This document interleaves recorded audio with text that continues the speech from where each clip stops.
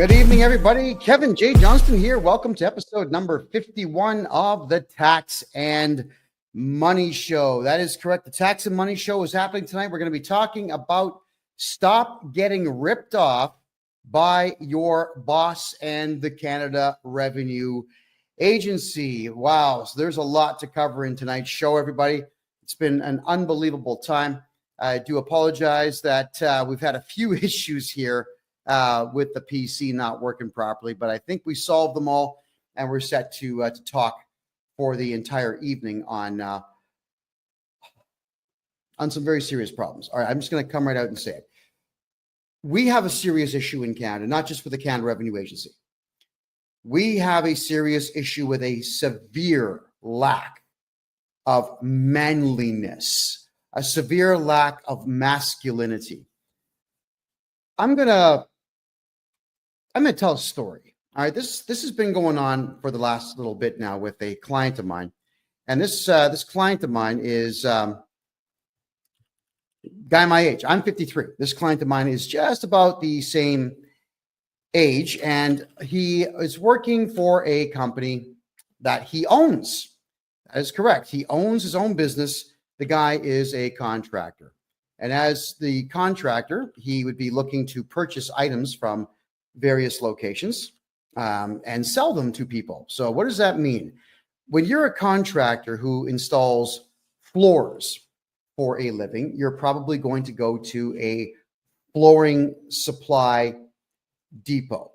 At least anybody who wants to make money would do it that way, because you're certainly not going to just make it up as you go along. You're going to go to the supply depot and you're going to buy what is what's needed. And in some cases, what you will be doing is working closely with the supplier. So let's just say, for argument's sake, I decide to go to Home Depot and buy carpet and then install it in someone's house and mark up the carpet, let's say 20, 30%, and then charge for my labor on that carpet. I'm going to make a couple of bucks. I am not working for Home Depot. If I went to Rona is the other big one in Canada, or Lowe's in the United States, if I went to any of those and bought carpet and installed it, I most certainly I would not be working for either one of those companies either. When you buy something from somebody, you don't work for that company. And if you choose to mark it up, that is entirely on you.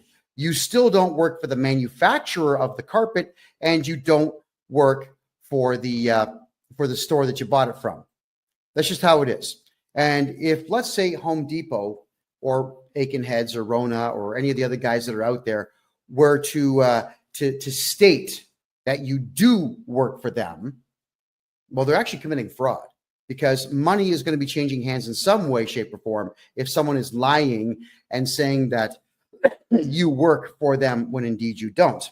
What I mean by that is, if, let's just say, everybody watching this show right now, if I were to state that all of you were working for me and I was writing off your earnings as if you were working for me, I've got a tax benefit to that. And I am a liar, and I would be a fraudster, and I should be punished severely by the law if I'm going to be lying to everybody, the government and someone else, stating that you work for me when you really don't. All right, what I mean by that is, if I were to say that any of you watching the show right now worked for me, and I wrote down on my tax return that you worked for me, you're going to get taxed by the CRA, by the Canada Revenue Agency, and I get to write that off. But I'm writing off, it's pretty much a criminal act. And you're going to be paying the price for my insolence in stating that you work for me when you really don't. So whenever you buy something from anybody in Canada, you do not work for that company. You're simply a customer. You could also be known as a contractor. That is fine, but you still don't work for the store. Doesn't matter what you buy. You buy gum, you buy drugs, you buy Coca-Cola, you buy Pepsi, so we don't have preferences. You buy yourself a hamburger. You do not work for the retailer. You're a customer. Well, I have a client that came to me, again, my age, who is having some serious tax issues. Now, I've got permission to tell the story minus his name, but in this tax issue that he's having, we went through all of his files and the numbers didn't match up. Sometimes when we're doing taxes for people, we can't figure out why numbers don't line up. So we spend more time on it, a lot more time on it. And it gets a little frustrating sometimes because there are some tax returns that just don't make any sense at all. So we'll go through them and then a second time, and then I'll say to my CPA, well, could you check this out? Because it ain't jiving with me. I send it off to my accountant. She looks at it. She can't figure it out. So we have to assume that something is excessively and extremely wrong with that tax return, which is fine. This is what I sign up for. So when I tell you that you're paying a certain price to get your taxes done, I'm not going to up the price because it's harder work. That's not what I do. And I'm not complaining. This is not a complaint. I'm not saying it sucks to do extra work. I don't shy away from hard work. But when something doesn't make sense, my detective brain kicks in. Many of you know that I used to be an investigative journalist. I used to do private investigations in my 20s. I did process serving court papers. We did skip tracing, looking for people all over the world. It was a lot of fun. And I do have an investigative style brain. I'm always looking for answers where they may or may not exist. Well, we tracked down an issue for this client. And that issue was that this client was listed as an employee of a store that he has never worked for. And they had put down what are called a T4A. Now in Canada, not the United States, we're talking Canada now, when you are employed by somebody, at the end of the year, they're going to give you a T4 slip, which says, we are X company and John Smith works for us and John Smith made this and we deducted this much tax from John Smith and all the things that go with it. So that T4 slip is your employer snitching on you to the Canada Revenue Agency about how much money you have made. And when they do that, well, when you snitch on yourself, the only thing that the CRA is going to do is find some way to screw you and take your money. That's what they do. That's what these people, they're evil as hell. That's what they do. All right, let's go back to it now. The client in question has, for the last 8 years, gone to a place called Ritchie's, Ritchie. And for those who are watching here, I'm going to show you an image of it. This is the Ritchie's logo. They're out on the East Coast. They're in New Brunswick. And Ritchie's is a flooring supplier. That's what they do. They supply flooring. They have a lot of products in there. They're kind of like a Canadian Tire or who else would they be like? No, that's pretty much it. They would be like a Canadian Tire. For our American friends, a Canadian Tire is a place they usually have a mechanic shop and they have a whole bunch of mid-range, mid-grade stuff for sale. Sports gear, camping gear, stuff for your home and whatnot. It's all pretty mid-range. Well, that's what Ritchie's is. They've got a lot of mid-range stuff and they have some higher end stuff. This is another version of it here. And here's a couple of the clowns that run this place. My understanding of this Ritchie's store is with them functioning in first off, they're in St. John, New Brunswick on Rothsay Avenue. They're also in Moncton, New Brunswick on Plaza Avenue, and they're in Dartmouth, Nova Scotia. They got 3 locations. We're talking about the Moncton, New Brunswick store right now.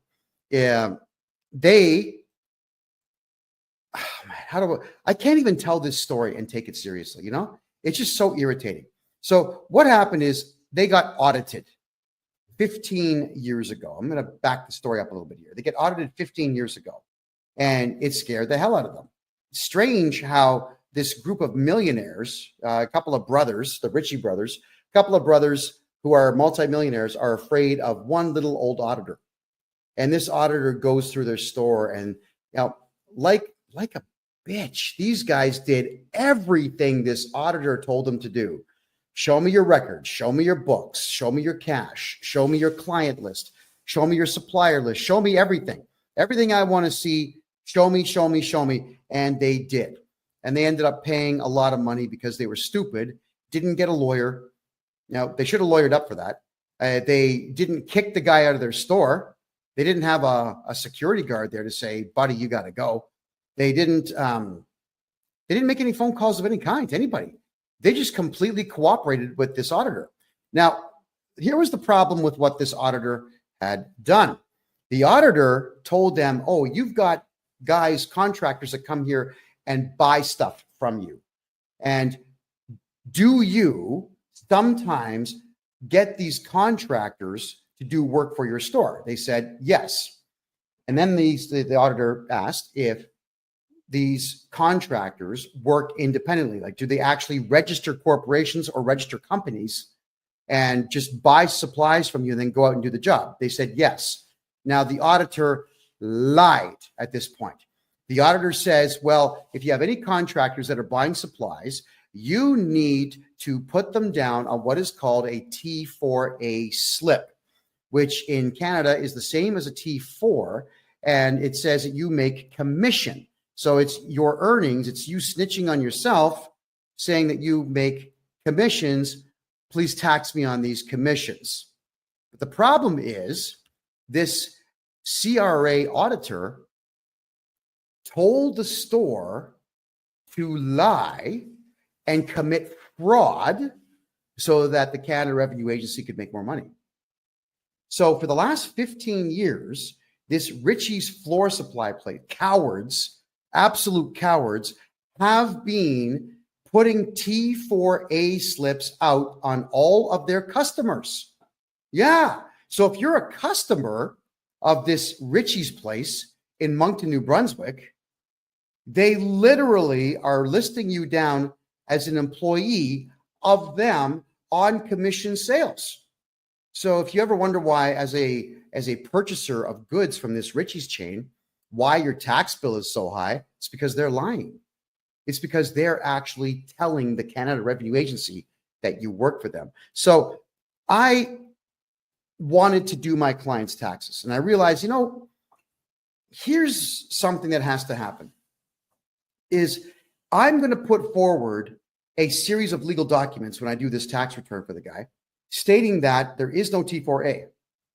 It is completely fraudulent, and we have to file a police report, which I will. And I'm going to tell the Canada Revenue Agency, you cannot allow these T4A slips, which state that my client who's never worked for this store is going to be taxed by this store. Got to cancel them. Cancel the T4As. That's what the store has to do. So I made a polite phone call to this Ritchie's place, and I end up getting the name of Tracy Delahunty. Tracy Delahunty. And I make a phone call, and I'm very, very prim and proper and polite, and I just introduce myself as the tax agent and legal agent for my client. And I explain that we have a slight problem here, that there appears to be a clerical error. I never come out and just accuse people right off the bat. I say, we have a clerical error here. It would appear that you have mistakenly put down my client as an employee of your corporation. And I'm wondering if we could get that corrected, please. Boom. She just starts screaming at me, this chick. I'm not going to repeat all the stuff that she said, aside from the gist of the story, which is, we're not going to do that. We got audited. We're never going to get audited again because of you. We're not going to reverse that. We're not going to cancel the T4As. He works for us. I said, well, I'm afraid you're wrong. Well, it's the government. You have to do what you're told. Now, God knows how many times I've heard that in doing taxes for Canadians. Someone tells me that you have to do something because the CRA is the government and you got to do what the government says. No, you don't. You've got the right to remain silent. Anything you say can and will be used against you to either put you in prison or take your money. So shut up. Stop talking. So I explained, look, that's actually incorrect. And the T4As that you're issuing are, unfortunately, in your case, fraudulent, which opens you up to lawsuits. And when I cancel them with the CRA, you're going to get audited. They're not going to know why it's being canceled. So the first thing to do is they're going to call me to audit my client. I'm going to say, nope, you're not going to audit my client. Not now, not ever. So then they'll go to the store and they'll audit you and you've already cooperated with them before, you believe that you have to, so you're going to go through another audit. And when you've got a store that's equally as big as most Home Depots out there, the auditors will take their time. They'll spend weeks there. They'll cost you time and money and effort and irritation, because it is really irritating to have one of these jerks in your place, in your place of business when you're trying to do business. There's nothing worse than someone asking questions that are completely irrelevant to the task at hand. Now, with me, the task at hand is making money. It's making money. When I'm talking to clients, they're paying me for my time. We get them tax money back. They pay me for my services. I'm making money. My clients are making money. If someone's asking me to do something for them, like, I don't know, fold the laundry or do the dishes or whatever, that don't make money. So the answer is no. Well, occasionally I get phone calls from some branches of the Canadian government wanting to talk to me about my attitude problem. I say, look, guys, this ain't going to make me money. So no, I'm not spending time with any of you. Yeah, whenever the government of Canada calls me, I always tell them, it's guys, I charge $300 an hour for my time. So if you got a Visa or MasterCard, we're going to run that for you now, and then we can have a conversation, to which, of course, they always say no. So we want to make sure when you're a client of mine that you're never dealing with auditors. Well, this store is now going to have to deal with an auditor. She says to me on the phone that, look, honey, I've been doing this for 10 years. I know everything about taxes. That's what it sounds like. I said, well, if you've been doing taxes this way for 10 years, with all due respect, you've been doing them wrong. We put auditors in prison who harass my clients. That's how it works. No, you don't. Well, yeah, we do. I'm a private investigator by trade. I'm a tax expert here. We hunt them down. We file charges. We make sure it goes all the way through. At the same time, we cancel the audit. So you don't have to put up with an auditor in the future at all. In fact, I can help you keep these auditors away. But right now, my concern is my client. I'm being polite. My concern is my client. Could you please just cancel these T4A slips? He does not work for you. Then she pulls the same crap that every feminist out there always pulls when they are losing an argument or they have nothing further to add, but they still want to win. She says to me that, oh, you're just being too aggressive. You're too aggressive for me to talk to. I'm going to have to end this call. I said, no, you're being aggressive. I'm actually afraid of you, and I'm going to end this call. So I ended the call first. I always repeat back the words of feminists whenever they throw nonsense at me, which is exactly what she did. So you would figure at this particular point, I'm going to bypass the accountant for this company, and I'm going to call the multi-millionaire owner of the place, the Ritchie brothers. Supposedly they're men. Well, we know differently now. I call. I don't get through. I call again. And this secretary guy sounds like a teenager, poor guy. He's caught in the middle. But I could hear one of the Ritchie brothers in the background saying, no, I don't want to talk to him. You get rid of him. I don't want to talk to him. Dude, for real, it's your store. It's your company. Take the phone call. So I have to explain myself to this kid. I'm very polite. I said, please have the owners call me. The owner does not call me. The owner calls, ready for this, my client, to raise his voice to my client, to state that apparently I threatened this woman. Now, I've got it all recorded. I record every call I make, especially when I know I'm calling a potential feminist. All right, I protect myself huge with these things. And said that I threatened her and so on, and that I'm never to call their place again and so on. My client even said, look, don't call me. Kevin's my representative. Call him. But please, if you could, cancel the T4s. They won't do it. They won't do it. So I call back. And as I'm calling back, I'm getting the same runaround. So these millionaire supposed men, and let me put them on the screen for everybody to see. There we go again. These supposed men won't take a phone call from a guy on a phone. Now, it's not like I can shoot them through the phone. It's not like I'm going to stick my hand through the phone and wring their necks. It's just not how it works. All you got to do is just take a phone call and say, hey, hi, what's the beef? How can I help you? How can we help not cause any trouble for ourselves? let's figure this out. That's what men do. But we don't have men in Canada anymore. So instead, they get their lawyer to send me an email. Thinking, all right, so fine. The lawyer sends me an email and there's nothing in the email. Thinking, okay, I've got to say something here. So I write the following letter. Now, none of this is meant to be offensive to anybody. This is education. When all of you are getting screwed over by your employers doing foolish things like this, I'm showing you the process that I go through. So here's the letter, everybody. Urgent legal notice, action required to prevent a CRA audit to Adam Ritchie and Trevor Ritchie, the two millionaire supposed men running this company. Dear Adam and Trevor, my name is KevinJJohnston.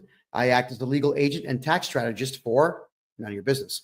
I have been retained to oversee and resolve matters relating to my client's taxation and legal affairs. Upon reviewing my client's personal portfolio and taxation history, we are prepared to complete his tax filings within 2 days of resolving the current obstruction posed by T4 slips erroneously issued by your corporation. Polite, right? On January 27, 2025, I contacted Tracy Delhunty to request clarification on the existence of these T4A slips, which are obstructing my client's ability to file his personal taxes. During this conversation, Tracy volunteered unnecessary and inappropriate details regarding the inner workings of your corporation, which she did. Why is she telling me what's going on there? It's weird. Including past audits and fears of future audits, which she stated influenced her decision-making. She also incorrectly asserted that T4A cancellations were not permissible, demonstrating a fundamental misunderstanding of both bookkeeping and Canadian tax law. True story. Tracy further stated verbatim that it's the government and you have to do what they say. Now, if you've got someone like that working for you, fire them. They're useless. Suggesting a gross misrepresentation of the role and authority of the Canada Revenue Agency. For clarity, I will outline the relevant legal facts regarding the CRA. 1, the CRA is not a police force and has no criminal investigative authority. The CRA, 2, the CRA operates as a collection agency at arm's length from the federal government. 3, all decisions by the CRA are appealable in federal tax court, which has no authority to issue monetary penalties. 4, the CRA cannot access bank accounts, medical records, or private information without written consent. 5, CRA audits can be refused and auditors have no authority once you issue a no trespassing notice to them. Individuals and corporations have the legal right to remain silent, and auditors who violate your no trespass notice can be charged criminally and sued for tort harassment. Does anybody see anything wrong with this letter so far? To continue it, by issuing T4A slips to my client, your corporation has falsely classified him as an employee when he is in fact a sole proprietor operating under his own federal and provincial tax numbers.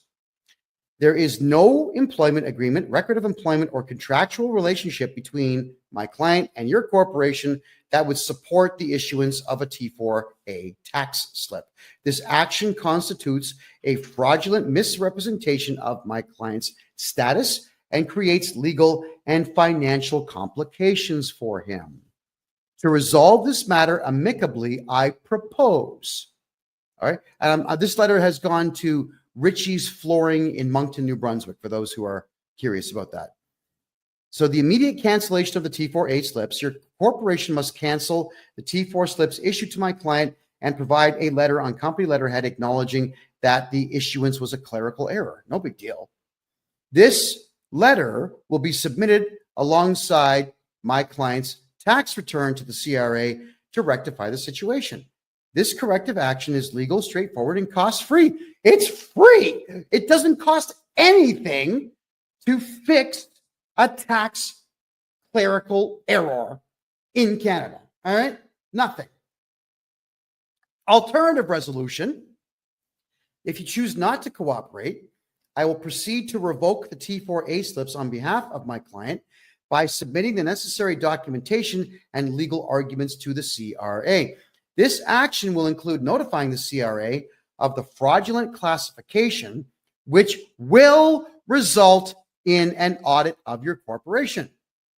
Should this occur, I will provide full testimony supported by evidence to ensure that my client's legal rights are upheld. Because you got to remember, I don't care about Richie's. They're not my client. I care about my client, the nice man that pays me to do this. Let me be clear. This is not a threat, but a statement of my client's legal rights and my professional responsibilities. Additionally, I must state that Tracy's behavior has been unprofessional and unbecoming of someone in her position. If my client decides to pursue legal action for tort fraud, I have already committed to representing him pro bono, which means free. And I will represent him free of charge, because this Tracy woman, she really got my back up. I mean, most of the time, the average person has no capacity to get on my nerves. But when you've got a hardcore fundamentalist, lunatic, feminist creep who wants to shout out that her 10 years of tax experience cooperating with the CRA somehow outdoes my 40 years of experience not cooperating with the CRA, well, yeah, my back's going to be up. But what got me the most with her conversation with me is when she pulled that crap, "You're too aggressive for me to talk to." I wish we were allowed to slap people that said that, because that is just the most crass thing that you can say to someone. You may as well just admit that you're a loser and you have no capacity to debate. Surrender at that point. So here we are talking about Richie's, who doesn't want to be talked about. And I'm just getting started, by the way. So I tell them it's in your best interest and the interest of the corporation to resolve this matter promptly and correctly. Please provide confirmation of the T4A cancellations and the requested letter by February 3rd, 2025 to avoid further complications. Signed, me. All right. So again, you figure that the men, the brothers, these two names here, you've got Adam and Trevor Ritchie, Ritchie's Flooring. You figure that at this particular point, they would have the temerity, maybe, or just the bravery to contact me. You just say, look, oh man, this guy sent us a legal letter. He's accusing us of fraud. You know, why don't we call him and try to iron this out? That's the first thing I do. I try to iron it out. There's always a way to get things like this ironed out, but no, they've got stupid pride. Why?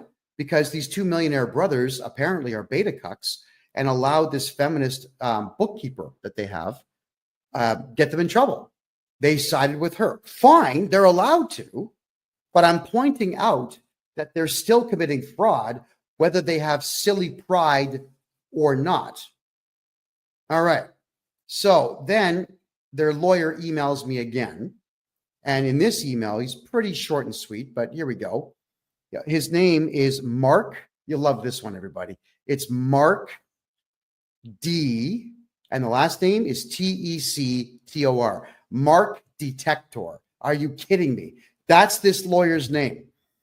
He says, I am legal counsel for Ritchie's, and I have been retained in relation to the above noted matter. That was the letter I sent in. I have your email and letter dated January 29, 2025. I am reviewing your letter with our client and I am obtaining obstructions. In the interim, do not contact my client and do not make any further disparaging and unfounded comments against them or their employees. Regards, Mark Detector, partner at Stewart McKelvey Lawyers and Advocates.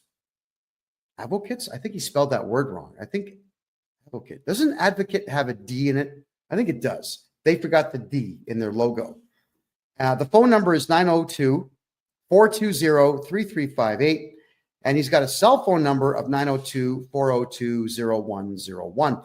All of this is going to be on freedomreport.ca afterwards if anybody wants to see it. And it's going to be on my website, KevinJJohnston.me. And you can read all of this nonsense for yourselves. So the lawyer, he does the right thing. He represents his client, and he's telling me that he's representing his client. He's telling me not to contact the client. Now, that is actually proper procedure. When you hire a lawyer or a representative or an agent, the agent is the one who speaks on your behalf. No big deal. That's okay. But to tell me not to make disparaging comments. Are you kidding me? If there's a beta cuck coward fraudster out there, you're all going to know about it. I'm not going to lighten my language and say, yes, we have a couple of males out there who may have made an inadvertent mistake, and they may have pride from old world, and that's impeding their capacity to make the correct decision, and we should forgive them. No, absolutely not. They are beta cuck coward fraudsters who have allowed a fraudster to run their accounting department, and they are defrauding dozens upon dozens upon dozens of hardworking contractors who are just customers. All right. So my reply, dear Mark, I wasn't going to put Mark Detector on this letter. Thank you for your letter acknowledging my legal demand. To clarify, I have no interest in engaging in discussions with your clients. My sole request has been explicitly outlined in my previous correspondence, and I expect it to be addressed accordingly. Right? There you go. Regarding any statements I have made, whether private or public, I am fully prepared to enter into a non-disclosure agreement, which is called an NDA, with your client, prohibiting me from making any future public statements about them from the date of signature forward, contingent upon their full compliance with my lawful and reasonable request. I trust this matter will be handled expediently. My name. Okay, nothing to argue with there. So what I'm saying here is that you have a couple of beta cuck fraudsters running this store, interfering with the tax return capacity of me, and literally lying to the Canada Revenue Agency about people who work for you that don't. And I'm going to tell the world about it. But had the lawyer read this letter and told his clients, hey, you know what?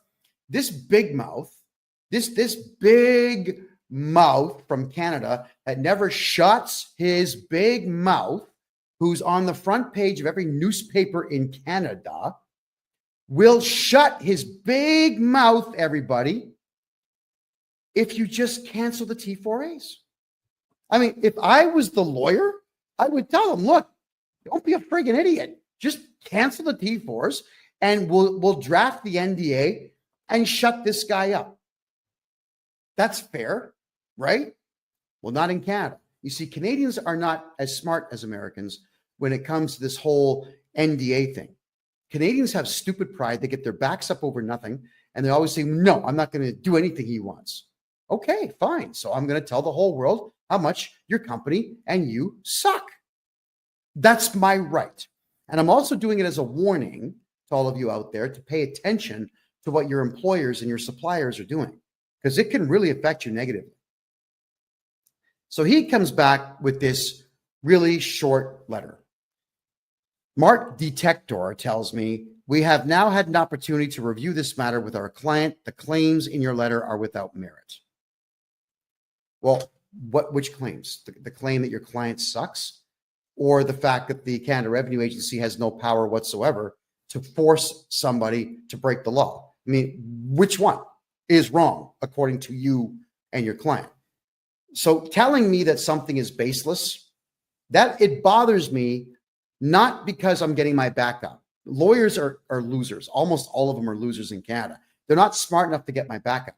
But the point is, this lawyer should have made a proper presentation to his client and explained it. He didn't. He comes back with this really short, terse, ridiculous nonsense. And now my client still doesn't have an answer. Again, it's my client. I care about my client. I do not care about this Richie's flooring supply shop run by beta cucks. So I had to send him a letter. I send him another one. Now, it's a bit of a lengthier letter, but it was necessary to send this because I must do everything I can for my client before we involve auditors of the CRA to penalize his supplier. Good morning. To the lawyer, Mark Detector. Good morning. I'm not entirely sure if you're actually doing your job or just taking money from your client. However, since everything I say has merit and your client is openly refusing to undo the fraudulent reporting that they have done, I will go ahead and trigger an audit against Richie's with the CRA, which is what I'm going to do. It is exactly what I'm going to do. Now, you've never heard me say that I'm going to cooperate with the CRA in any way. I'm going to cooperate with the CRA on this one. At this point, your client is fraudulently laying claim that my client is a staff member so that they can, ready for this, so that they can engage in higher write-offs, which I am calling exactly what it is, tax fraud. I will go ahead and have the T4As canceled without your client's involvement. And as much as I hate the CRA, I guarantee you I will cooperate with them fully to ensure that the audit against your client is extremely fruitful for the CRA. You should pay attention to Proverbs. I wrote an amazing one as I grew up in a country whose main export is cowardice. When you make a decision based on fear, it is 100% wrong 100% of the time. Tell your client, thank you very much for their time, and please wish them the best of luck with the audit that is coming soon. Should your client come to their senses, I won't be doing anything until Thursday of next week. So that's this Thursday, this Thursday, because I have other work to do. I'm not going to give you a deadline of any kind because I know your client is not smart enough to understand what a deadline really means. And thus you can count on this being our last communication unless you would like to talk your client into some sense and have them reverse their fraudulent way of doing business for my client only. All right? I don't care about the rest because they're not my clients. Also, without a court order registered in Bogota, Colombia, and Panama City, Panama, in those regions' proper courts, I will not be keeping my mouth shut. In fact, I plan to use your client as a case study in stupidity and an example as to why, when adults have fear, they fail. Letting you know in advance, I will ignore every Canadian court order that you get. Sincerely, me. Now, lawyers don't like it when you speak like this to them. So what does the lawyer do? He sends me a stupid letter. Here it is. Oh, not this one. It's this one. Please, mark detector again. Please see my earlier emails. Your allegations are without merit. My client reserves its rights in relation to any actions or defamatory statements you may make. First off, that's grammatically incorrect. My client reserves their rights. There you go. Not its, their. Okay, so I don't make defamatory statements. I use funny language to tell the truth. I can come right out and say, Richie's does not do business properly. That's not funny. But the millionaires who run Richie's Flooring Supply in Moncton, New Brunswick in Canada are a couple of beta cuck fraudsters who are absolutely gutless and will not take accountability for their illegal activity, and nor will they even pick up the phone when a gorgeous hunk of man looking like this makes a phone call to them to simply have them spend 5 minutes fixing a problem. My God, these guys at Richie's, this is their store one more time, right? I'm trying to understand how these guys got rich. And then I did some reading into the company, and they didn't do it. The brothers didn't do it. Their father did it. So these rich losers just got daddy's money when he died, and they're going to run this place into the ground because all they're doing is committing fraud. And they have a lawyer who's not doing his job. You know, your lawyer should really give you hell. When you're doing something stupid, it is your lawyer's job to say, look, yeah, I'm representing you, and you're this close to violating the law, so don't do it. Right? He's got to give you hell. Do you know, in Canada, whenever I would say something publicly, I would go to my lawyer and I would ask him, like, look at the script that I want to discuss tonight. Is there any chance that the Canadian government will hit me with a hate speech charge if I say any of this? And if he says there's even a 1% chance, I don't do it. I've got a lawyer on retainer so I can ask these questions and make sure that everything is going to be copacetic. Yeah. And when my lawyer says don't do something, yeah, all right, okay, I'm not going to do it. because I pay him to watch my back in the legal arena. That is his job. He does his job well so that I can do my job well, right? So let's continue here. With me getting such a short reply from this guy, there's the reply again. I thought, you know what? Obviously, these negotiations have completely broken down. They are not going to comply. So I'm going to go ahead and report fraud to the local authorities, and I'm going to report fraud to the Canada Revenue Agency, an institution I hate, an institution I never cooperate with at all. But because these people got my back up just a little bit, congratulations to them, I'm going to make sure that it happens.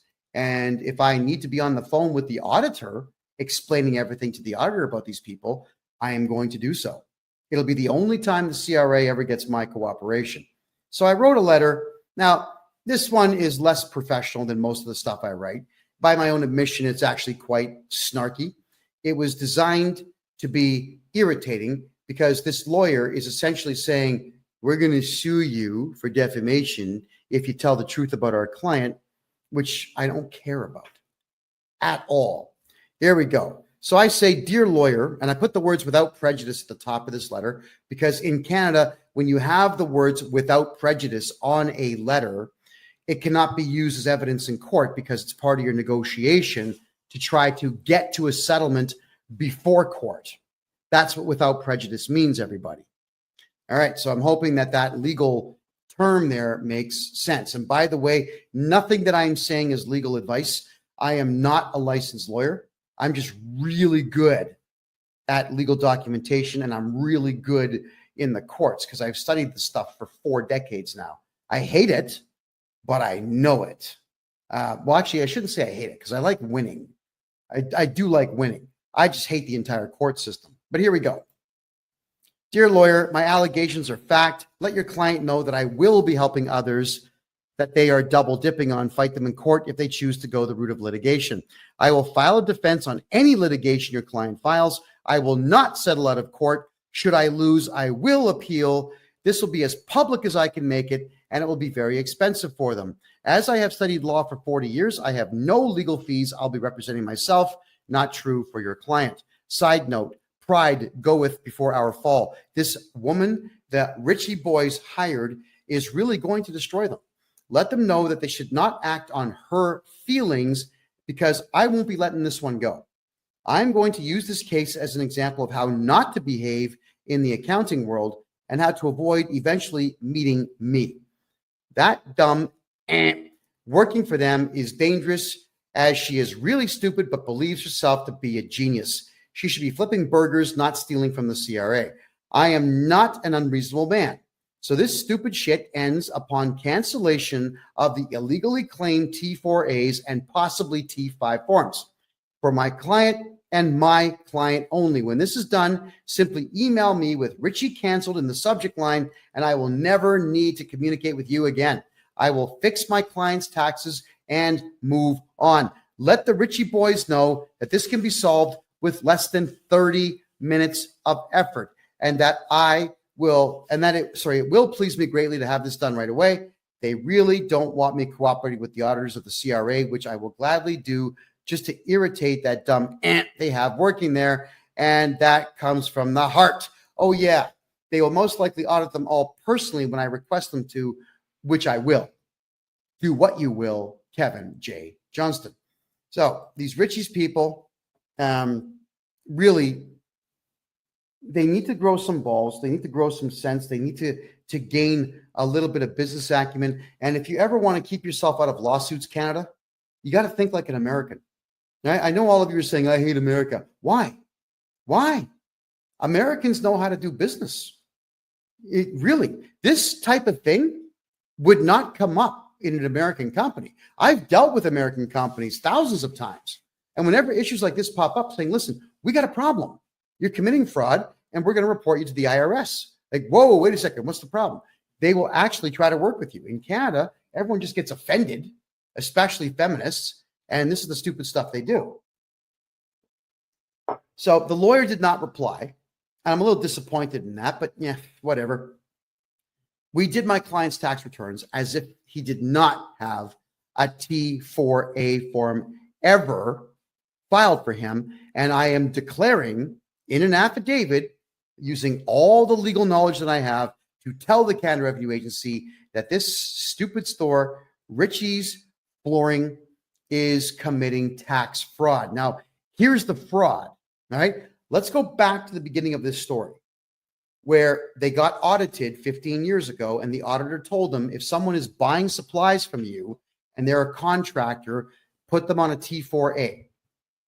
So the auditor told this store to break the law, and the store that did not get any legal advice has decided to break the law for 15 straight years by committing tax fraud times God knows how many people buy their supplies.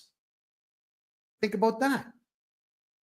If I tell you to shoot somebody in the head and you do it, you go for murder 1, possibly murder 2. I go for solicitation of a crime and possibly accessory and possibly murder 2 as well.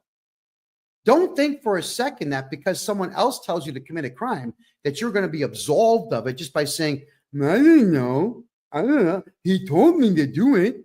Do you think really that's a defense in court? You're out of your friggin' mind if you think you're going to get away with using that as your defense. Not only are they breaking the law, but they are proud that they are doing it, and they are getting a lawyer now to assist them in breaking the law. So this lawyer that they're utilizing needs to go back to school, I think, because the next step for me is to start filing complaints with the Law Society of the province of New Brunswick to explain that this guy is giving them really bad advice and did nothing to solve this problem. Well, if anybody out there would like to call Richie's, let's bring the information up right now. I'm going to share the screen right now. Here it is, everybody. So I know you won't see it on, hold on, where are we there? No, wait, there we go. Boom. Let me just turn this off for you. So there's Richie's. They are in New Brunswick. Let me zoom in a little bit for you here. That's the store right there. Richie's Flooring Warehouse, 19 Plaza Boulevard, Moncton, New Brunswick. Okay, everybody out there who's watching on TikTok. Oh, sorry, guys. Is the audio better now? Is that a bit better for you? So everybody watching on TikTok, could you please put the phone number I'm going to dictate right now to you? 506 857 0400. All right. 506 857 0400. I'd like all of you to ask for Tracy Delahunty and ask her why she insists on committing fraud. Okay? Ask her. Don't be rude. Don't swear. Don't do any of this, but I need all of you to record these calls because stores that do this type of thing to people are evil. It is evil to do this, but we don't have to be evil. We just have to play the game the right way. So I'd like to ask you all, give her a call, Tracy Delahunty. Tracy Delahunty. Give her a call at that phone number and ask her to cancel T4A forms for everybody who is a contractor because it's illegal for them to double dip. Now, what do I mean by double dipping? Let me tell you right now. You see, these contractors in Canada, they're going to write an invoice. They'll write an invoice to this store for, let's say, $10,000 for services rendered. And then this invoice is also going to have the goods and services tax on it, which I think is 15% in that province. And the store will pay them and they'll be able to write off that expense. It's a contractor expense. It's a contractual staff expense. But what they're also doing is using the T4A slip to write that off as well. So they get to write off the same guy's stuff twice Well, the guy who wrote the invoice is no longer able to use all the expenses he has to lower the amount of money that he's making on a job from this company. Think about that. So the store is double dipping, which means that the individual contractors get completely screwed on their taxes. Completely and totally screwed. So I need everyone to give them a phone call and ask them if they could please stop defrauding their contractors, and again, record the call. And if anybody gets anything interesting out of these people, because they like to talk, they will probably share information with you. Could everybody who's going to do this call, here's what's going to happen, okay? Either the funniest one that you record or the one that gets the most information. I'll play that one on the next show as a follow-up to this show, and you're going to get $100 of my own money. I'll send you $100 of my own money for being the winner, the one that gets the best stuff done. Now, I don't mean prank them. I don't mean phone them up and flush a toilet. That's dumb. What I mean is, when I say funny, is get them to react in a certain way where they're actually divulging information to you that they shouldn't be divulging. Because everybody on the East Coast of Canada, it's not that they're really, really, really, really nice people. It's that they're just, in some cases, really dumb, and in many cases, drunk. There's a lot of alcohol abuse on the east side of the country. So these folks here are not going to be thinking all that clearly when they do this. Now, whilst we are reviewing this, don't call the lawyer yet. I don't want that done yet. But if this lawyer is going to be extremely unreasonable, I will deputize everybody here next week and then have you call this lawyer and record those calls. Because the only thing I want, the only thing I've asked these people for is to cancel the T4A slip so that I can do my client's taxes legally, properly, efficiently, and today. Right? Now, I'm going to do my client's taxes anyway. I'm not waiting for these people. I will do them anyway, and I'll be putting forward the letter to the Canada Revenue Agency explaining that this place is committing tax fraud, and the CRA, they'll be all over it. And when they call me asking, would you like to bear witness? Would you like to assist us? Yeah, I would. I absolutely would. I'd like to also encourage people, if you could, please. And this is just a personal thing right now. And I'm going to be taking questions very shortly, everybody. So save your questions for about 15 minutes from now. But I don't have very many pet peeves. I really don't care what people do. It's none of my business. But something that I cannot stand is bad manners when bad manners are not necessary. You don't need to be flipping off at the gums rudely for no purpose whatsoever. You don't need to be walking around with your head held high saying, I know everything, so I'm going to give you a difficult time because I think I'm a genius. That pretentious belittling of people it's vile. It's extremely vile. And it is something that during my journalism days, I would not say a word about it except for continuing to put the microphone in people's faces during interviewing them.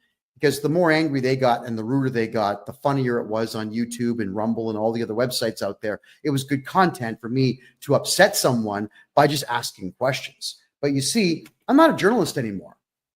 And there's absolutely no reward whatsoever for me tolerating bad manners. And I won't. So if you're rude in my condo or my office or my car, I'm going to turf you. Just get out. We're done.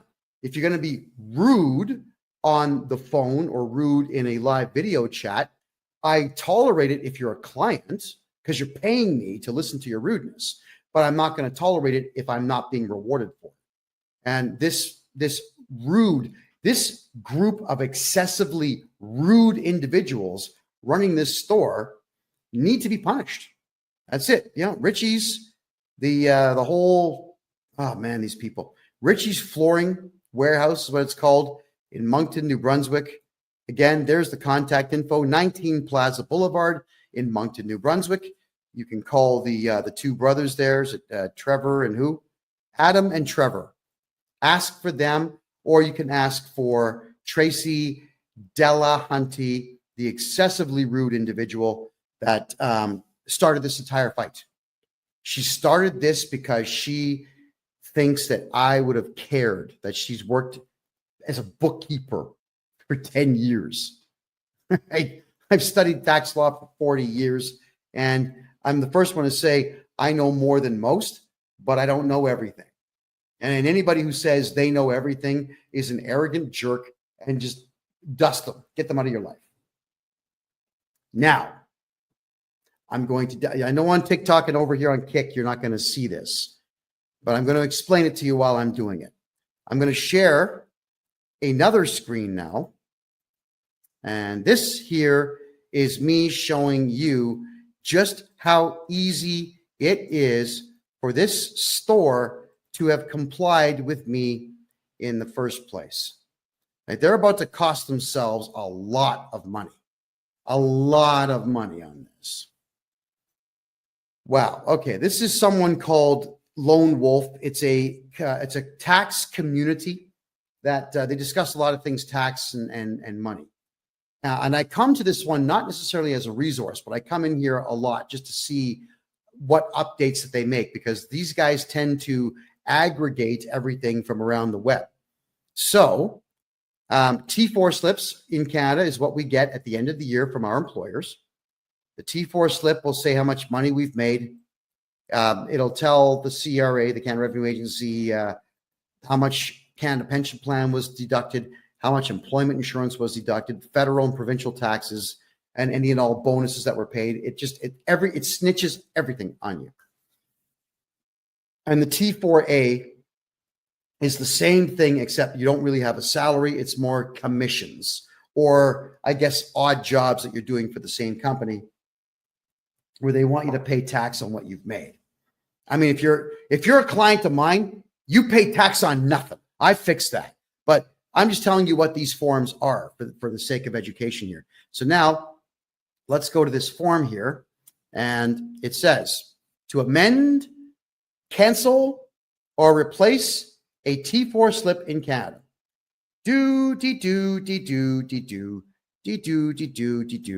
Cancel a T4. Detailed steps. I click on it. So if you're preparing a T4 and you have any tax software at all that interfaces directly with the Canada Revenue Agency, you go to the top right corner where it says amend. You can click on the original, amended, or you can cancel it. You use this mouse and you cancel it. That's it. And then look at that, everyone. It'll actually say canceled on the T4. That's not even 5 minutes. That's 30 seconds.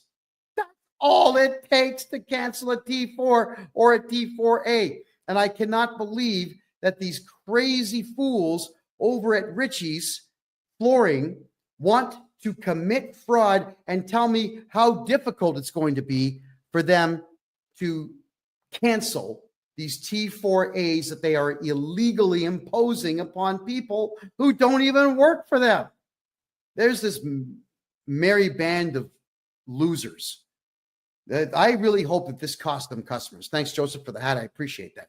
I hope this cost them a lot of customers, because you just can't do this. All right. Maybe what we should do is talk freely now about one of the many reasons why I left Canada. For my American friends watching this show, I'm a Canadian citizen, born in Toronto, raised right next door in the city of Mississauga, which back in the 80s was a phenomenal place, and I wouldn't give you $5 for the entire city now. It's a dump. It is a dump. All right. I left Canada because you really cannot get anything going in Canada. It's very difficult to do business there. The taxes are out of control, unless you know me. The other problem, though, is Canadian arrogance. It's unprecedented everywhere in the world except for one other country out there, and that would be France.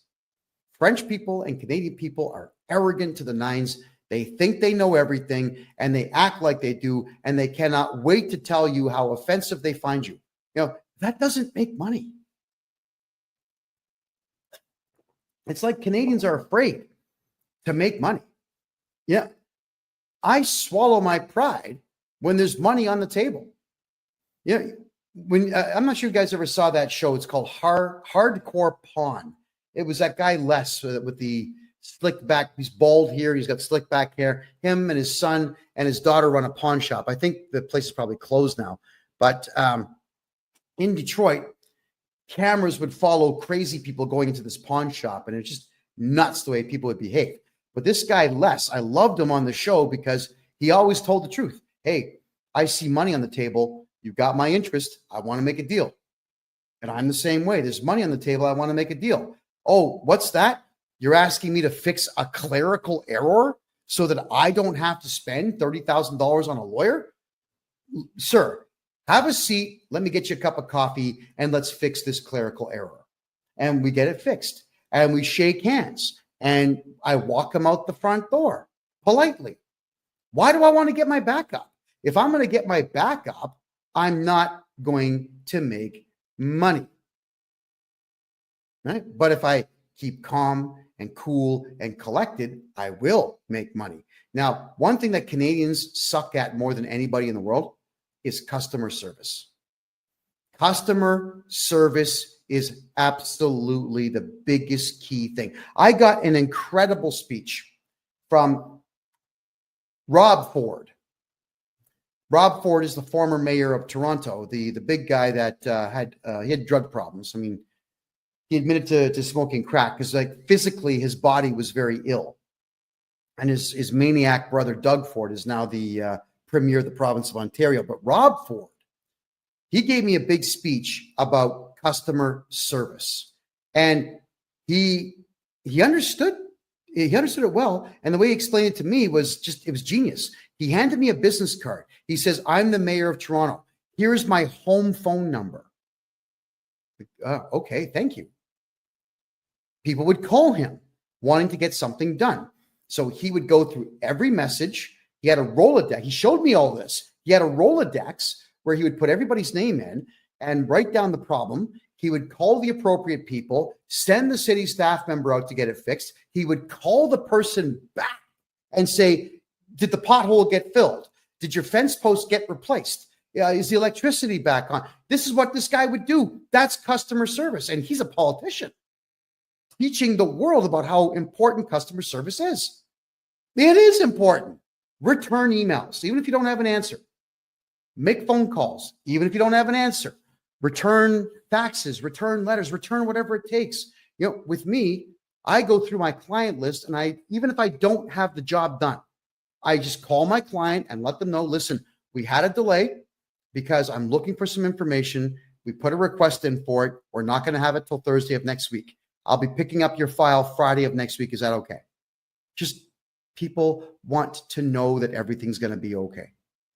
And if you are a good customer service person who actually cares about their customers, you're going to do just fine. Serve that shit out of your clients. Serve the hell out of them, because if you don't serve your customers, someone else will. The Americans get into business to make money. They are there. They're pounding the pavement. They want to make cash. With Americans, it's a complete revolution of goods. Get the goods in the store, get the goods on the shelf, put the sale price on, get them out the door, make the money, replace everything tomorrow. Canadians are, and the boxes are here. I'll do it tomorrow. Some customers in the store right now. But that's the way Canadians are. And when you're like that, you're going to lose. Just like this Richie's place is losing. And I'm going to make sure that they lose a lot, because that feminist stunt that was pulled on me, that really got inside. I don't dig that one bit. You're too aggressive for me to talk to you. Don't ever say that to me. That is the wrongest thing to say when we are in the middle of exchanging information, and all I'm asking for is for you to do one thing that's free, that will alleviate you of stress and me of stress. Just freaking do it. Don't argue with me. Because here I am telling the whole world how horrible this Richie's flooring place really is. And I'm using them as an example for all Canadians out there to understand that you cannot let people like this walk all over you. You can't. So contractors, if you're a contractor in Canada and you do any contract work at all, nobody legally can give you a T4 slip or a T4A slip saying that you work for them when you do not work for them. So if you need to, you sue them. Sue them. It's tort fraud. All right. You can ask for money for that. You can ask for additional money called punitive damages to punish them. And you can even say, Your Honor, I'd like you to charge this person with fraud. Now, you probably won't get that one, but you'll get some money. So you got to pay attention to what's going on out there, everyone. No matter what, because we are in really awful economic times, especially in Canada, because the world is a mess, because most countries in the Western world have got massive amounts of unfettered immigration, bringing in the worst of the worst from around the world who have completely destroyed our culture and our way of life and so on. I get it. Everybody's stressed out. But instead of rising to the occasion, everyone's just fighting with each other. I'm not going to fight anyone. I'm not fighting tax people out there. I'm going to compete with them by offering a better product than they do and by fighting for the rights of my client base. Just like this store should have got their lawyer to say, hey, CRA, you cannot instruct us to break the law, and we are not going to lose any customers for you.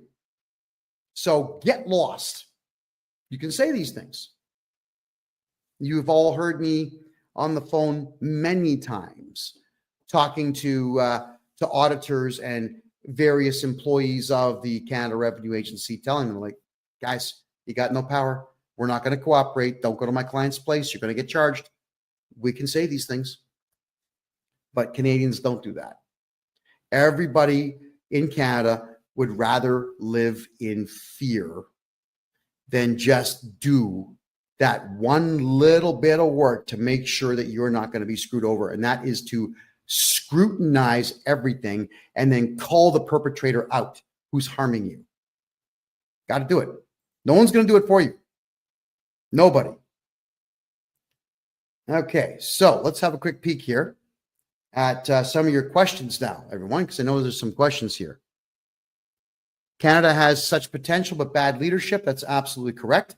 But Canada also has a bad attitude. Canadians have had it too good for too long. That's one of the biggest problems here. Country was too prosperous, way too prosperous for its own good. From 1948 to 1994, money on every street corner, money everywhere. When the rest of the world was failing, Canada was succeeding. So Canadians got way too comfortable. Decadence is not good for human beings. It's just not good. So I'm hoping that we never get to a point where we have nothing but leisure time, because human beings become worthless with leisure time. And we've seen now what's going on.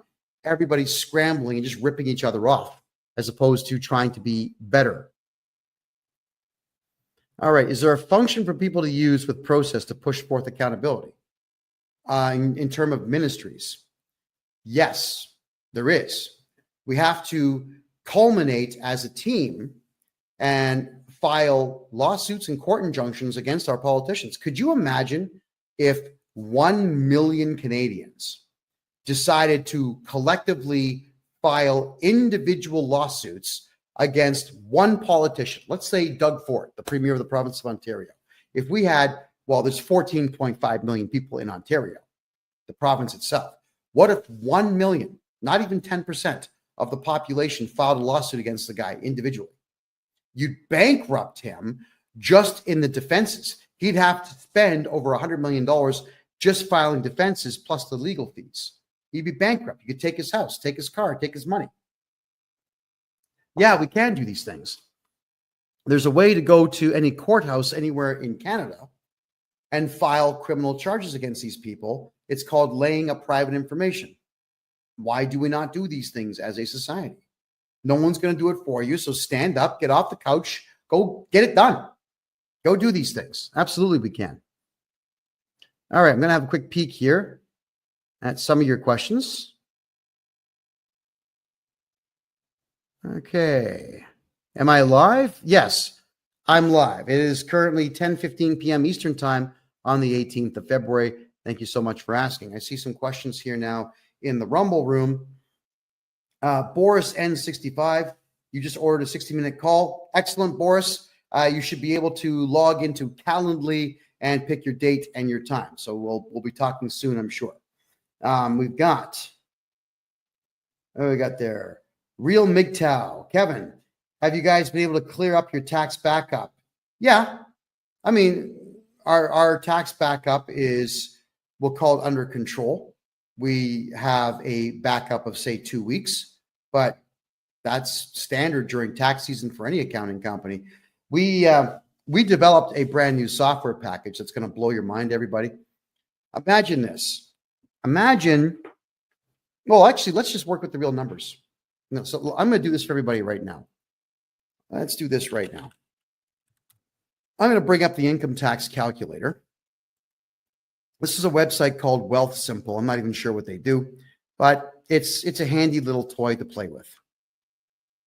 All right. I know that you're not going to see it on TikTok or on Kick, but I will state what it is that I'm doing here. So let's turn this off. If you have a look here in the province of Ontario, if you make $100,000 a year, the federal tax is $14,000. The provincial tax is $6,986. Canada Pension Plan and EI, which is employment insurance, ends up being $5,105. So on 100K, you're losing $26,136. Now, what bothers me about this is when a corporation is filing taxes, what they've got to do is they have to take the CPP, the Canada Pension Plan, and the employment insurance, and they have to match that. That's right. So for every employee that you have making 100K, you have to match the Canada Pension Plan 100%, and you have to match the employment insurance by 140%. Wow. So the rough number, if you look at it right now, the rough number is going to be about $5,800 per person per year that you have to spend for nothing. It's infuriating is what it is, because the Canada Pension Plan is going to be empty by 2032. And EI, I don't know if any of you have ever tried to get employment insurance, but I can assure you, you're not getting it. So why are you paying into it? Oh, yeah, so that third world invaders can get money for free to the tune of $5,000 a month. No, thank you. Not interested. So what we do now is we've got a payroll company in place, and the payroll company, we charge no fee for this. And I mean no fee whatsoever. We're going to do your payroll for you. So let's say your pay cycle is absolutely every week. On Wednesday, what you'll do is you'll jump on our website and you'll put in, like, you'll have drop-down boxes, John Smith, Steve, Richard, Paul, all these people in there. You put down what they made. It'll work out the CPP. It'll work out the EI. It'll work out the provincial and the federal tax. And it will tell you how much to pay us so that we can pay your staff member. All right? But you don't pay the matching on the CPP and the EI. You don't give it to us. We will pay your staff what they are owed, and then we will issue T4 and T4A statements at the end of the year to your staff member. And here's the other cool part. Your staff no longer work for you in this business model. They work for my company. So if you've got to fire somebody, I'm actually renting this person back to you for $1 per year. You can say, hey, Kev, or how about this one? Kevy, baby, looking good today. Listen, that guy, John Smith, that is currently on payroll, get rid of him. We want him fired. Okay, good. I make a phone call. John, listen, I hate being the bearer of bad tidings, but you got to go. You've been fired, and here's your severance pay. Here's your final paycheck. Thank you very much for your service, and good luck to you in the future. And this way, they cannot go to the labor board about you or you or you. They have to go to the labor board against me. And I can assure you, especially in the provinces of Alberta and Ontario, They don't want to deal with me because I drive them mental. I make phone call after phone call after phone call. We make offers, we make deals, I retract them, I make them again. I say stuff that doesn't make any sense. I'll send them in some cases. I'll go to deepseek.ai and I'll ask it to create a nonsensical email to do with my big toe up to 1 million words in length, please. And it'll do it. So I copy this 1 million word story about my big toe, which I'm sure is really not that interesting to read, and I'll copy and paste that in there. Now, and then I'll do it a second time. And then I'll ask DeepSeek to maybe change the story a bit and send them that. I hate the labor boards. So you want someone like me watching out for you, not breaking the law in any way, making sure that the law cannot be used against you because all the onus is on me. Laura Lee's asking, how do I pay you for a consultation? Head over to my website, KevinJJohnston.com. That is my name, Kevin J. Johnston, which is JOHNSTON.com. KevinJJohnston.com. You can grab a consultation there. As soon as you get past the initial screen, you'll go straight to Calendly, where you can pick your date and your time. And let's get rocking here. Let's fix your tax problems. All right, let's have a look at your other questions here. All righty.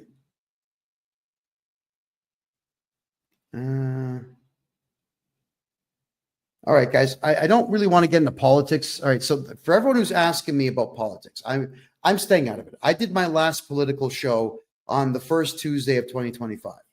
I don't care anymore. I had a lot of fun. I did a political podcast for 7 straight years. And we cost a lot of politicians a lot of money. I thoroughly enjoyed my time. But I'm a tax guy now. I'm enjoying taking money away from the Canada Revenue Agency and giving it back to the people.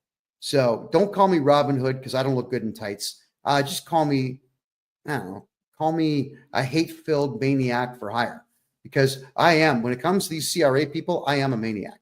I can't stand them. I hate them with all my heart. So I go to town on these idiots, and they don't like it. And they typically back down because they have absolutely nothing that they can do to stop me from doing what I do best, and that's irritating people. And my mother always used to tell me, son, you could irritate Jesus. Now, and when I said thank you with a big smile on my face, that was not the response she thought she was going to get. But that is a compliment, and it is extremely true. What's the best province in Canada for business? Suppose it's like, well, what are you doing? If it's prostitution, it's British Columbia. If it's drugs, it's Quebec. If it's drugs, the second place one would be Ontario. If it's drugs, third place would be British Columbia. If it's drugs, fourth place would be Alberta. But if you're looking for which province has an economy that's growing, the only one is the province of Alberta in Canada. All the other ones are shutting down. Everyone's leaving. Everybody is leaving. Yeah. I do taxes for people in Quebec. And Quebec is unlike every other province in the country that works on admiralty law. Quebec works on civic law. And civic law means that the province can do whatever it wants. And they do. They do whatever they want, which means the province of Quebec has their own provincial taxes, which are ridiculously high in comparison to the rest of the country. And they've got such ridiculous rules about property tax and whatnot that nobody in Quebec is making money. So everyone's leaving. They're all going to Alberta. But if you're in Quebec and you want to do business in Quebec, what I would recommend is you contact me. I'll open up a numbered corporation or 2 or 3 for you in Ontario.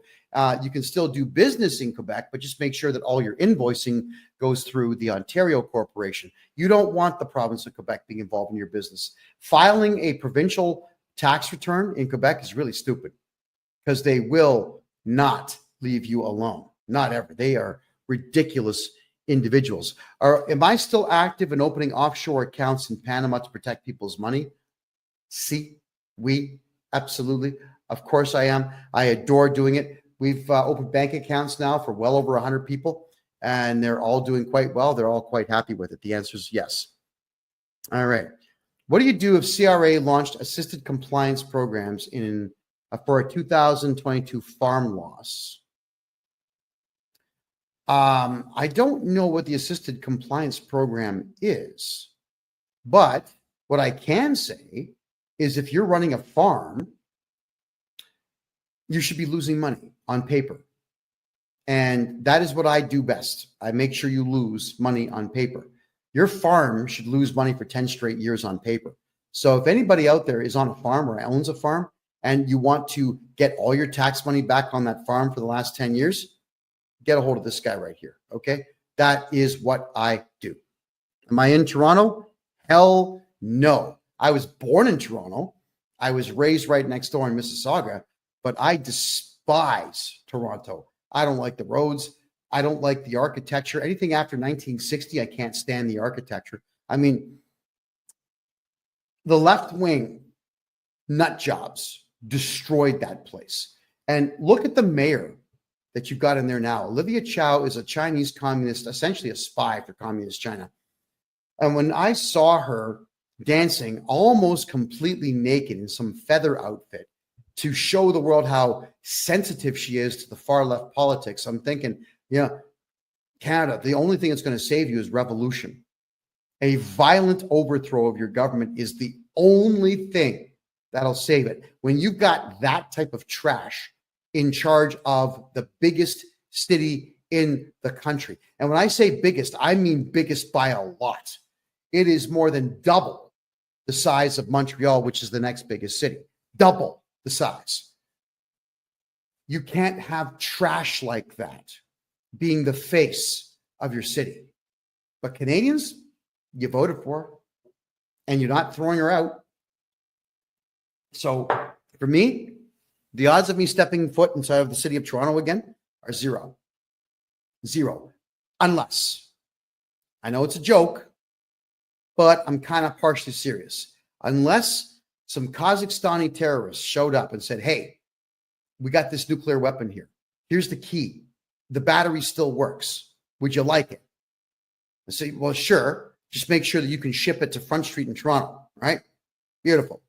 And I would clack it. I'd set the timer for 3 hours.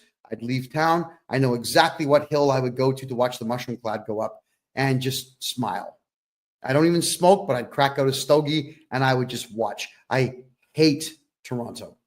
I loved it as a kid. It was an incredible place in the 80s, even up to the early 90s. Now, it's just a dump. It is a dump. It doesn't matter that it's got big screen TVs everywhere. What does that matter? All it's doing is selling you stuff that you don't need. It's not like there's jobs in Toronto. It's not like it's a place you invest and make money. The condo market is completely dead in that place. Nobody can afford housing, and the taxes are the highest in the country by a lot when it comes to anything to do with the home. Food prices are 5 times the price they were in 1988 in Toronto. Why would you want to be there? You know, Panama City, I'm in Panama City, the capital of Panama. The subway system here is better than Toronto, faster than Toronto, cleaner than Toronto, and it's only 35 cents to jump on the train. 35 cents a ride. Tap your credit card, walk through the gate, get on the train. No violence, no strung out drug users sleeping there, no homeless sleeping in there, nobody picking on you, no one throwing things at you, nobody crapping in the corner. There's none of that nonsense here. You pull that stunt in Panama, the cops will work you over. You know what I love about the cops here is that they actually are really pleasant people until you screw up. And if you screw up deliberately and they identify you as deliberately committing a crime, they break out the old tonfas, you know, the billy club with the L shape, they'll crack you one. So don't be a criminal here. And I think Panamanians have got the message that it's not wise to be a crook here. And as a result, everywhere I go is safe. So Toronto, be damned. Not interested. All right. That's a good point, sweet guy. You're saying capital gains are 66%. That was actually not passed in the House of Commons. That was not passed in any legislature whatsoever, but the Canada Revenue Agency has chosen to do it anyway. Completely illegal. But if I'm your tax guy, there is no capital gains on anything that you do. I eliminate that capital gains garbage. It's gone. You got to get a hold of me. How do you save fees and taxes on the RRSP? I'm your tax guy. If I'm your tax guy, gone. I'm not going to tell you my secret because I'm the one that invented it, but it's legal. You want your RRSP taxes gone? Call me. What they're talking about there, folks, it's called the Registered Retirement Savings Plan. This was something that every TV network and radio station in the country before the internet was pushing on Canadians. I know because I fell for it too when I was a teenager, where they say, put some money into it every year, you get a tax break. And you can take all that money out when you retire. But what they didn't tell you was they'll tax it 48%. So you're just deferring taxes to your senior citizen years when you actually need the money the most. Yeah. And the other worst part of it is, everybody, is that the government tells you that it's for your own good. And that's the part that bothers me the most, is that they're taking 48% of your retirement savings plan from you and telling you this is for your own good. It's good for you that we're doing this. You're coming close to retirement age. You've worked 60 years to have nothing. And now we're going to take 48% of what you've made, and it's good for you. No, it's not good for you. And I will get you back 100% of all of your RRSP contributions, so long as it used to be just the last year. I can go back 3 years now and get those for you. So get a hold of me if you want that money back. Do I have an office in Toronto? Yes, actually I do. My criminal lawyer and my corporate lawyer are in Toronto. So if you need to drop something off at one of my offices there, let me know. But I don't come to Toronto. God, man, no. Oh, God, I hate that city. No, you won't see me there. You'll see me in places like Seattle, Calgary, Bogota, Panama City, Mexico City, Cancun. You'll see me in not Port-au-Prince. I'm sorry. What's the other one? The capital. Oh, Nassau, the capital of the Bahamas. You'll even see me in Trinidad and Tobago. You'll see me in all these places because there's money in the cities I've just mentioned. But Toronto, nope. Keegan's asking, can I get your calendar link? Yeah, just my name, KevinJJohnston.com. KEVIN, middle initial J, last name Johnston, KevinJJohnston.com. Get a hold of me there, please. And the calendar link is all yours to pick yourself a time. Okay, Sweet Guy says, I'm 65 and I've watched many of the major metropolitan cities just deteriorate to absolute garbage. Correct. So have I. That's why I want nothing to do with Vancouver, Toronto, and Montreal anymore, which is a shame because those were three amazing cities in the 80s, even the 90s. They were fabulous places to be. Now, no, forget it. Can't talk me into it. Is Panama safe for kids? Yeah. It's a very safe place, especially if you're a gringo. The cops here will protect the gringos because the gringos bring money. Now, gringo, which means, North American. Actually, mostly it's either you're white or you're born in the United States or Canada or Europe and you speak perfect English. You're a gringo. So they'll treat you quite well here. I haven't filed since I have a sole proprietorship running since 2022. Carbon collection notice. All right. Sole proprietorships, you should never have those things, but I can fix the taxes and we got to get you into a numbered corporation so that we can avoid that craziness in the future. What if you just pulled the RRSP out and they took the tax off the top? Well, that's what Janelle, that's what they do. It doesn't matter who you hold your RRSP, your lifts, your RIFs, or your GICs with. They always take the taxes and just give it to the CRA, whether you want them to or not. They just do it. When you ask why, because it's the government. You have to do it. That's how they sound. So that's why I'll get you back everything on the RSP, but it will be in the following tax season. So it won't be today. It'll be in the following tax season. But if anybody here pulled out their RRSPs in the last 3 years and you want that money back, you get a hold of me. I'll get it all back for you. Every penny. If I cash in Bitcoin, do I have to pay capital gains on money I got by mining? Okay, Dale, the whole point of crypto is that nobody knows you have it. There is no way for the CRA to know how much money you have in the bank and how much crypto you have, how many gold bars or silver bars or platinum bars or palladium bars that you have, or even how many houses that you own until you shoot your mouth off and tell them. So, Dale, if you've got crypto and you're making money in the mining game or the staking game, shh, say nothing. It's your money. Don't give it to them. However, Dale, you can use a crypto loss as a capital loss and do a huge write-off on that. That's when you can talk about crypto. And if they say, well, where's the money now? I don't know. Some guy named Muhammad stole it, right? So talk to me about that sometime. What would my charges against the bank be called for? Giving all my money to the CRA? Theft, fraud, conspiracy. There's one more. Theft over 5,000 and fraud over 5,000. Those are big ones. So yes, and I'm going to be teaching all of this. I'm going to have a course on this a little bit later this, or in March, I'm sorry, about how to file criminal charges. How does my company work? Quite well. I don't understand the question. Could you please rephrase that? Okay, Keegan, if you're having an issue with the Calendly link, then I'd like you to immediately please go to the contact form on my website, the KevinJJohnston.me website.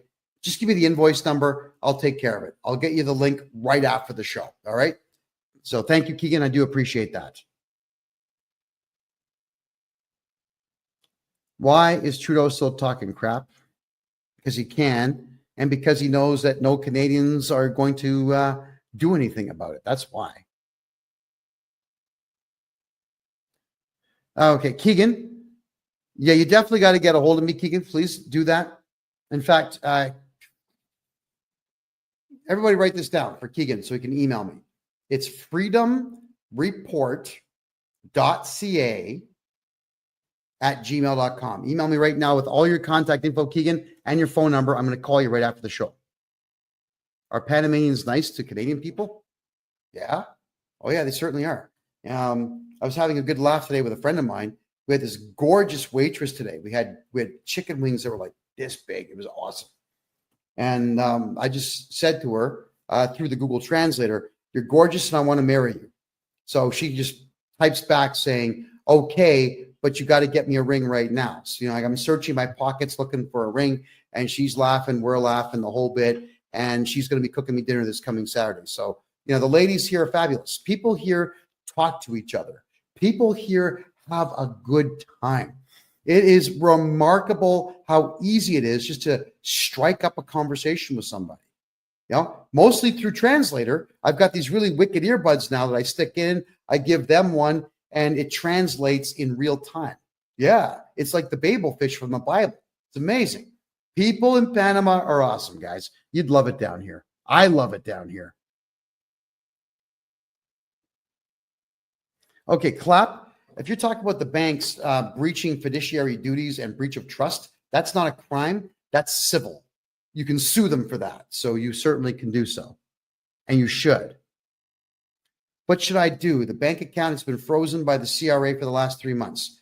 Mr. Fix-It, I have to redo your taxes for the last 10 years, get your tax balance to zero for you, and they have no choice but to unlock the account.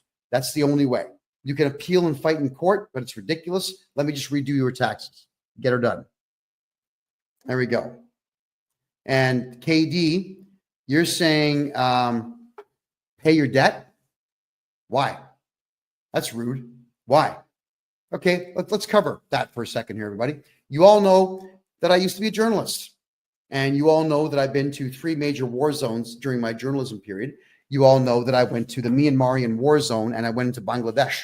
I had to go with armed soldiers. We had to carry machine guns, knives, grenades. I went into a war zone so dangerous that the soldiers told me through a translator that if you see 4 or fewer attackers, throw the grenade at them. 5 or more, hold it to your head and let it go off, because if they catch you, they will cut everything off of you and feed it to you. That's how gross these terror groups were. And the Canadian government is funding all that nonsense. As gross as it is, I'll just tell you the truth here, because I, to this day, cannot get the images out of my head. 2018 is when I was in that war zone. That's 7 years ago.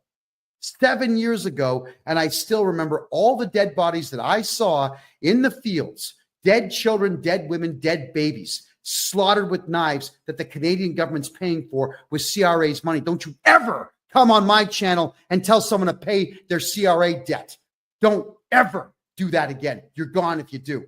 Do not pay the CRA anything. The Canada Revenue Agency right now is going out of its way to make sure that terror groups around the world have more than enough money to slaughter innocent people everywhere. I'm the only one that went to that war zone. The only one. There was not a single journalist that went to the Myanmarian war zone. They're not brave enough to do it. I was there. I saw this. I filmed this stuff. There was a court order put on me by the Canadian government saying that I could not release that footage. Well, guess what? I brought that footage with me here to Panama, and there's nothing stopping me from releasing it. In fact, I'm testifying against the Canadian government in Bogota, Colombia this September, and we're going to play all that footage. I'm not going to watch it. Look at this. Look at this. When you see that stuff, it never leaves. And I know that my country of origin is the one paying for death all over Asia and all over Africa and all over the Middle East. Don't ever tell anyone to pay their Canada Revenue Agency debt. I'm telling all of you, do not pay the Canada Revenue Agency. It's not like it's going to Canadians. It's going into the hands of killers and pedophiles and terror groups all over the world. So, you know what? I'm going to block that idiot. Just get the hell out of here. Nobody wants you here. Anyway, getting back to taxes. Do you have any representation office in Alberta that can do my taxes, or how does that work? D. Carly, we do everything remote now. You know, there's absolutely no reason whatsoever to have these huge brick and mortar places. Yeah, we have offices, but our offices are small. You know, they're like garages, you know, maybe 400 square foot places. They have enough room for desks, chairs, filing cabinets, and 2 or 3 people to work in them. Everything that we do is on screens. I've got the laptop here. I've got the phone here. I've got a second phone here. I've got a third phone over here. And I've got 2 monitors on a wall in front of me here where I can see everybody at the same time. Like, we're all connected all day long. We don't need it. And it's really, really, really efficient for me that way, because I don't have to be in Canada, a place you all know that I couldn't wait to leave. So I just can't stand the politics there. With me being in Panama, I am calm, I'm cool, I'm collected, I'm healthy, better diet. Look how clean my skin is just by eating food that there's no drugs in my system at all. I don't need all kinds of makeup and whatnot to keep this expression going. It's a matter of good food. I'm just healthy. My blood pressure is perfect. My blood counts are perfect. Yeah, I'm happy all the time. Why would I want to be there? I'm going to do everything remote. So get a hold of me on the website and we'll take care of all your taxes there. My CPA is in Ontario. My lawyers are in Ontario. Some of my team are in Vancouver and some of my team are in Alberta. We don't need to all be in the same place at the same time. It would be nice, but it's completely unnecessary. What does it cost for you to write a letter to the CRA? There's a couple different price points on that. It's either $350, $500, or $950, depending on the complexity of the case. So get a hold of me if you want that done. All right. Let me just check the Facebook chat rooms here. All right. What do I think of Vancouver? What, the city? That would be an all-day thing. I'm not going to bother answering that one. just let you know that I'm extremely disappointed in its downfall. It's not worth going to at all. Alrighty. Question. As you know, I just finished getting out of a bankruptcy. Does my bankruptcy guy have to file my taxes this year since he finalized it all? No. And if the bankruptcy wasn't huge, like millions of dollars or hundreds of thousands of dollars, we could actually reverse the bankruptcy. Bankruptcies are not the first choice. They're always the last choice. There's so many ways to win with taxes and debt that bankruptcy should always be the absolute last thing, because it is a nuisance to get through.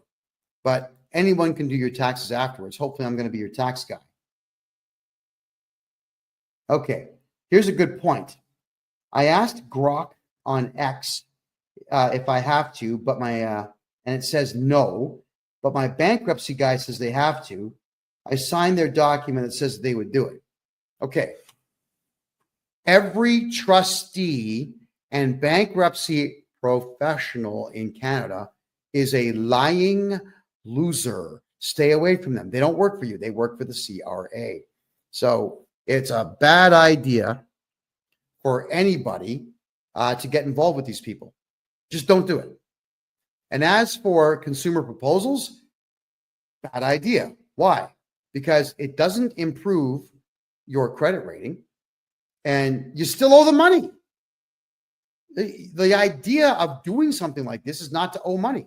But in a consumer proposal, you still owe the money. You're still stressed out. No, you don't do consumer proposals at all. They're a scam. They're a total scam. Absolutely total scam. What is the Smith maneuver? Something that doesn't work as well as you think it does. And that would be an extremely elongated thing to talk about here. It's not something that I can answer, even in the last 10 minutes that we have here. Do I do living trusts? Yes. Here's the way that we do it. On the low level here, you have numbered corporations. Corporation A owns your house, holding company. Corporation B has all your funding in it. Corporation C, cars and property. Corporation D, do business in that corporation. And all those corporations should be held under this one here, which is going to be your umbrella corporation. And then the umbrella corporation is owned by the family trust. So it has to filter down. And when you build a family trust, start with the corporations at the bottom, then move them into the umbrella corp. Then we move everything into the family trust. You can do it the opposite way, but it's a lot more work. There's far too much prep work to get that done. It's better to just do it piece by piece by piece. All right. What should you do besides a consumer proposal? Well, if it's taxes, hire me and I'll get your tax bill to zero. If it's credit cards, we can always negotiate a better price for them. Or if it's credit cards, knowing that you can't do prison time, and if you don't care about the credit card ever being useful again, you can simply just walk away from it if you like. There's nothing stopping you from doing so. Consumer proposals means that your credit cards will no longer work, your lines of credit are no longer accessible, and you still owe the money. It's positively worthless to do one. The trustees get paid by the government when you do a consumer proposal. So stay the hell away from those people. They're crooks. Do you have courses or classes we can take to learn how to set up and run corporations if we wanted to do business that way? Petra, yes. Starting March, the last Wednesday of every March at 8 p.m. Eastern time, all year long, which is going to be 5 p.m. Pacific time and something like 7 p.m. Eastern time, or sorry, Atlantic time. It's going to be right in the middle so everyone can be there for it. It's going to be a membership fee of $25 a month where you can come in and learn this stuff. It's going to be a private closed circuit meeting where everybody's on Zoom. You listen to what I say for an hour, and then we have a discussion, questions. That's how we're going to be doing it. Also, we're looking into the law right now. Right? I've got a meeting at the lottery head office, the Lotteria office here in Panama, to find out if it's legal for me to give away money to Canadians and Americans from Panama. We think it is, and the 3 people I've spoken to at the Lottery Corporation here in Panama say it is, but we got to make sure. Because if it is, everybody who joins up for that $25 per month fee is going to get a chance to win cash. All right, we're going to start giving away cash on this show come September. So we have big plans for what we're doing here. That my good fortune is your good fortune. I'm having a blast doing what I'm doing in the tax realm here for Canadians and for some American folks as well. So we're going to give back by giving away a bit of dough. Here we go. Can I assist you in British Columbia? I can assist you everywhere. It's just that Quebec is excessively difficult in some cases. There are some things in Quebec I can't fix because Quebec is a messed up place. But everywhere else, 100% yes. Am I able to set up a trust for crypto assets and capital gains? Yes, but you still should not be talking about crypto anyway. If you've got it, shh. So long as you shh forever, they don't know you have it. And if they call you and say, well, we're going to audit you, you call me and I get rid of the auditor and I ban them from communicating with you ever again. And if they do communicate with you, we charge them criminally. Just if you have crypto and gold and silver and stocks and bonds and debentures, and if you've got dividends coming in from investments all over the world, just shut up about them.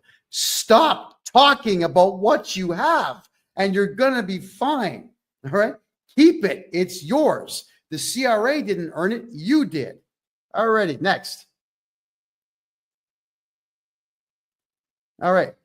So Petra, yeah, you'd love Panama. This place is absolutely remarkable. I'm excessively happy here.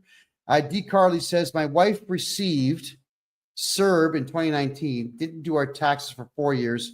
Now we've got huge penalties. Okay, D. Carly, I'll just redo your taxes for those 4 years. The reason that they put penalties on is because you didn't do your taxes, and they know that if they just guess and throw a big number at you, that's going to be your incentive to get your taxes done. So let me do your taxes and I'll get your tax bill to zero because that's what I do. If we need to cash out crypto, what do we do with it? Take the money and run. Shh, quiet. Don't say a word.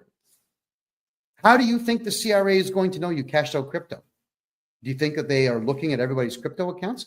Do you think that the Canada Revenue Agency even understands what crypto is and how it works? They're idiots. They hired 30,000 diversity, equity, and inclusion losers from crappy third world countries with intelligence quotients of less than 75. These people know nothing. Keep your crypto and keep quiet about it. Okay, just checking here. Thank you. How soon could you set up a consultation with me? Right now. Just go in and buy one right now. And Calendly will kick in and tell you what dates I've got available.